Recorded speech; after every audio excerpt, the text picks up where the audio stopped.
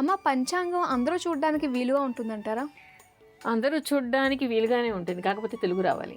ఓ తెలుగు వచ్చిన వాళ్ళు మాత్రమే తెలుగు అంటే పంచాంగం. గ్రాంథికం అక్కర్లేదు, కనీసం మీరు చందమామ చదివే భాష వచ్చినా మ్మ్. మీరు కనీసం అక్కడ ఏముంది, ఏ రోజు ఏ తిథి, ఏ వారం, ఏ నక్షత్రం, ఆ రోజు ఏ రోజు పండగ అయింది, ఏ రోజు ఏ విశేషం ఉన్నది అనేటువంటి విషయాన్ని పంచాంగంలో చదవగలుగుతారు.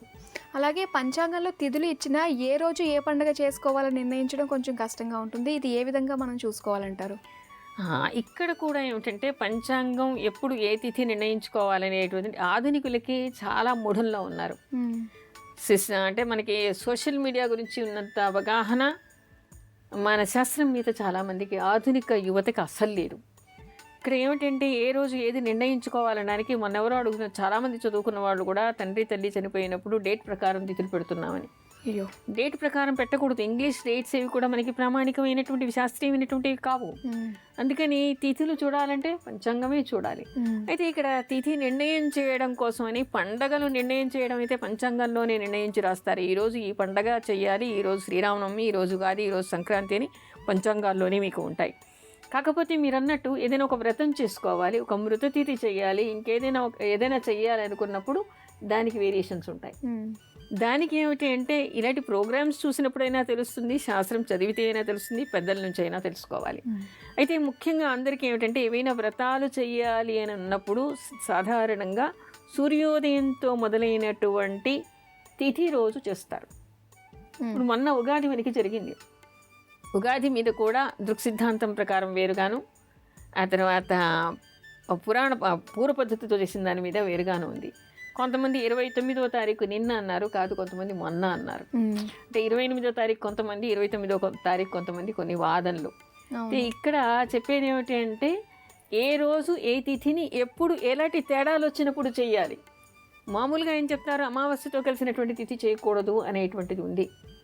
కానీ ప్రతిపద అనే రోజు మనం నవరాత్రులు ప్రారంభం చేయాలి, కలశ స్థాపన చేయాలి, ఏదైనా చెయ్యాలి, వ్రతం చేయాలి, పూజ చేయాలి అని అనుకున్నప్పుడు ప్రతిపద రోజే చేయాలి. అయితే ఎలా వచ్చింది, ఆ రోజు ఉదయం 8 గంటల వరకు అమావాస్య ఉండి తర్వాత మరునాడు తెల్లవారుజామున సూర్యోదయం అవ్వకుండానే పడ్డం విడిపోయింది. అప్పుడు మరి ఉగాది ఏ రోజు చేయాలి? అయితే దానికి కొన్ని ప్రామాణికమైనటువంటి శ్లోకాలతో పంచాంగాల్లో నిర్ణయించి ఉంటారు. ఇలాంటి ధర్మ సందేహాలు వచ్చినప్పుడు అమావాస్య తిథి దాటిన తర్వాత మీరు ఆ రోజు పండగ చేసుకోవచ్చు. కానీ మామూలుగా ఏమిటంటే సూర్యోదయంతో ప్రారంభమైనటువంటి తిథి రోజు మాత్రమే చేయాలి. ఇలాంటి సంకటాలు వచ్చినప్పుడు మళ్ళీ నిర్ణయాలు వాళ్ళే చేస్తారు. అదేవిధంగా కొన్నిటికి ఇప్పుడు మనకి అక్షయ తృతీయ ఉంది, తెల్లవారుజామున ఉండాలి. దసరా ఉంది, మధ్యాహ్నానికి తిథి ఉండాలి. విజయదశమి మధ్యాహ్నానికి ఉండాలి. అక్షయ తృతీయ ఉంది, మధ్యాహ్నానికి ఉండాలి. సంకటహర చతుర్థి ఉంది, అర్ధరాత్రికి ఉండాలి.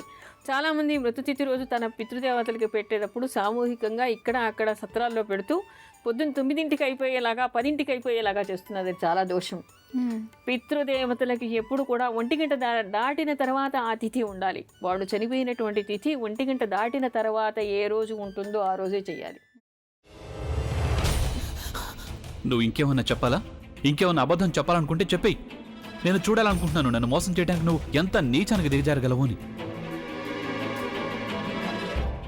ఎందుకు ఆలియా, ఎందుకు నువ్వు ఇలా చేసావు? నీకు తెలుసు కదా నానమ్మ తర్వాత నీ ఒక్కదానిని కదా నేను పూర్తిగా నమ్మేది. ఏమన్నావు నువ్వు? ఈ మధ్య అన్నిటినీ మర్చిపోతున్నావా?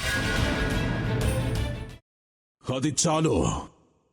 వాటిలో ఉన్న శక్తి విషయాన్ని గ్రహించి మనకు వివరిస్తాయి.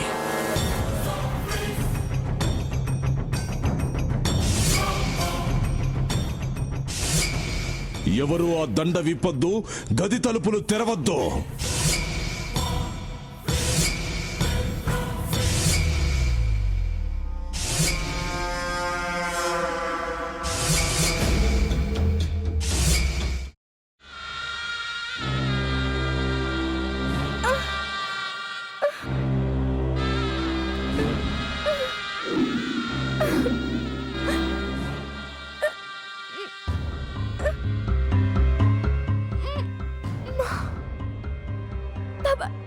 వద్దు బాబాయ్, నేను చేయొద్దు బాబాయ్, ప్లీజ్ బాబాయ్.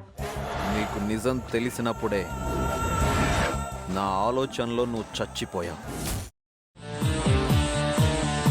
అబ్బా ప్లీజ్ కొంచెం తినండి ప్లీజ్. భీమారావు గారు మీరా? ఇగో మీరా కాదు సక్కుబాయ్. అవును, మీ పనామే లేచిపోయిందని చెప్పి కంప్లైంట్ ఇచ్చినావు కదా. రేయ్, ఆయన కంప్లైంట్ ఇచ్చింది లేచిపోయిందని కాదు, కనిపించడం లేదు అని. అట్లానా? సరే మేడం. ఇడియట్. ఆ వంట మనిషి పేరేంటన్నారు? రత్తాలు మేడం. ఏం పెద్ద మంచి, నీ వంట మంచిని కూడా మేడం అని పిలుస్తావా? రేయ్ హాఫ్ బ్రెయిన్,